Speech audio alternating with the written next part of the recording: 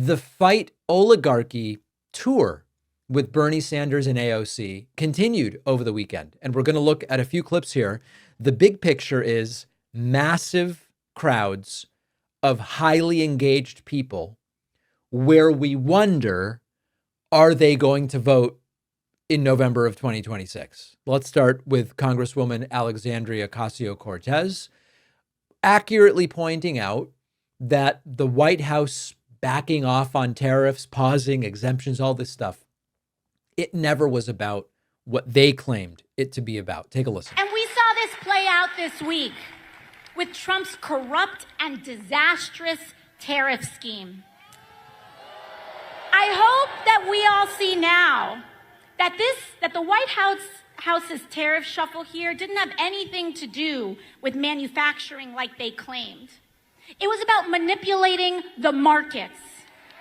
It was about hurting retirees and everyday people in the sell-off so Trump could quietly enrich his friends who he nudged to buy the dip before reversing it all in the morning.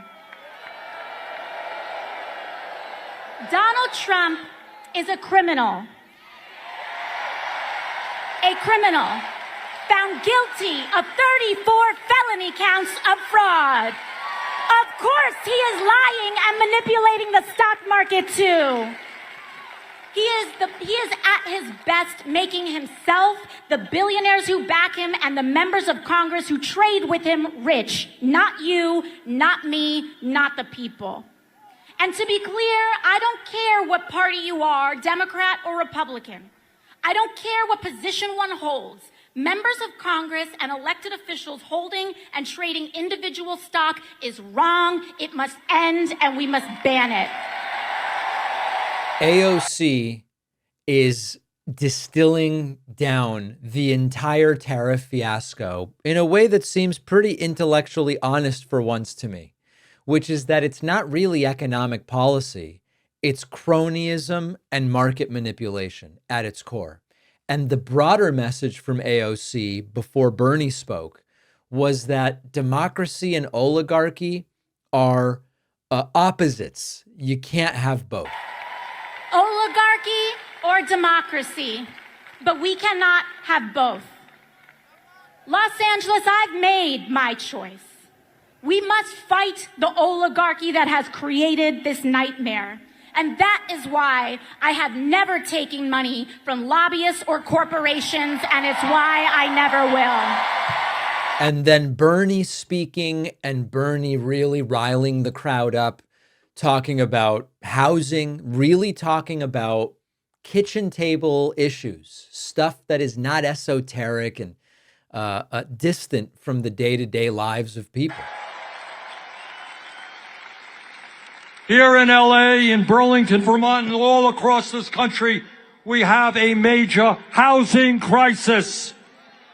Am I right? And it's not just homelessness. Right. It's people paying 40, 50, 60% of their limited incomes in housing. Instead of spending $1 trillion a year on the military, let's build 5 million units of low-income and affordable housing. Now, of course, the housing issue, a much deeper issue we've talked about. Yes, we do need more supply. The supply is limited artificially by zoning and so many other things. The devil is in the details, but Bernie absolutely spot on. Bernie also arguing, I don't know how true this is, but the idea is a good one. Bernie also arguing that when Elon and Trump and the MAGA people see the size of these crowds, they don't like it because they know what it means. When Donald Trump looks out at this crowd and they pay attention to this stuff, and Elon Musk does, you are scaring the hell out of them.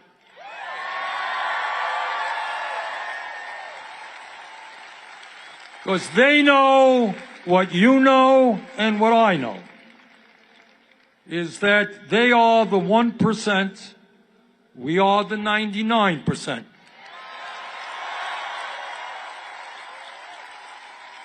That's true. That is true. Bernie Sanders also hitting Elon Musk very hard during this one. You know, it's funny. Just yesterday, our good friend Elon Musk,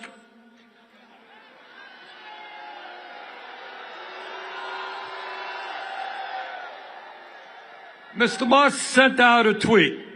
And in essence, he said, Bernie Sanders has been talking about the growth of oligarchy year after year after year. Well, Elon, you're damn right. That's what I've been talking about.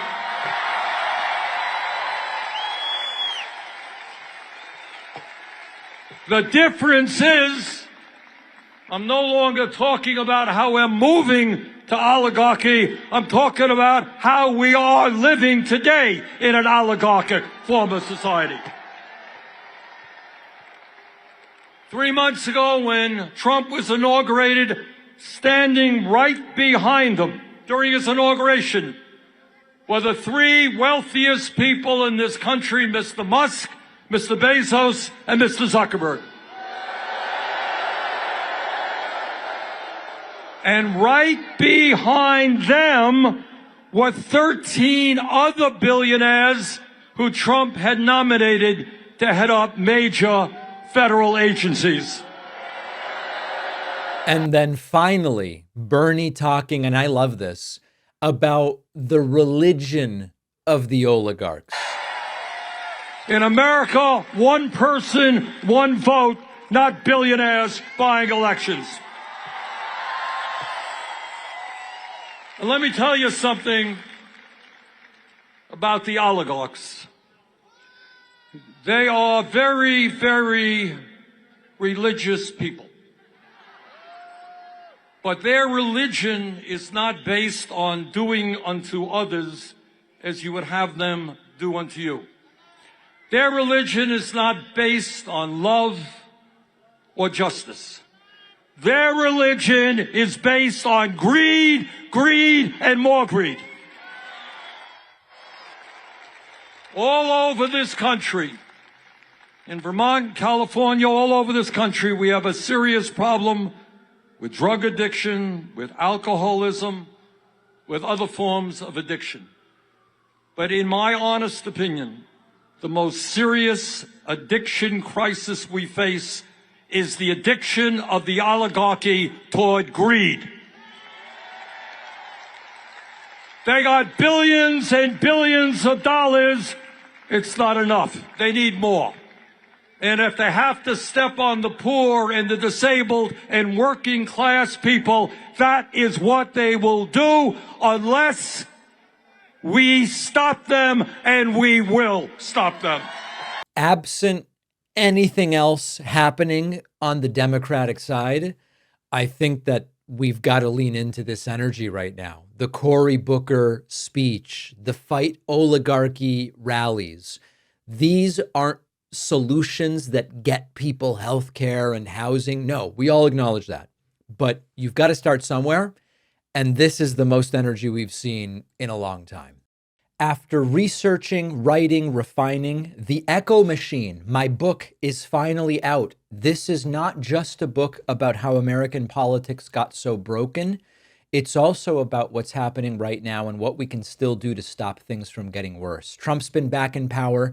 The results have been even more catastrophic than many feared, with targeting of political opponents and gutting democratic institutions, laying the groundwork to even further consolidate power. But the thing is that none of this is inevitable. The same forces that brought us here can be countered if we understand how they work and what to do about them. And that's what the Echo Machine is all about. Some say that without corporate media backing, books like this can't succeed. I think we can prove them wrong. You can get the Echo Machine right now at davidpakman.com/echo on Amazon, Barnes & Noble, Audible, Kindle, or by calling any local bookstore and asking them to order it. This book is more important than ever. If you care about what happens next, and I do, check out the Echo Machine today at davidpakman.com/echo.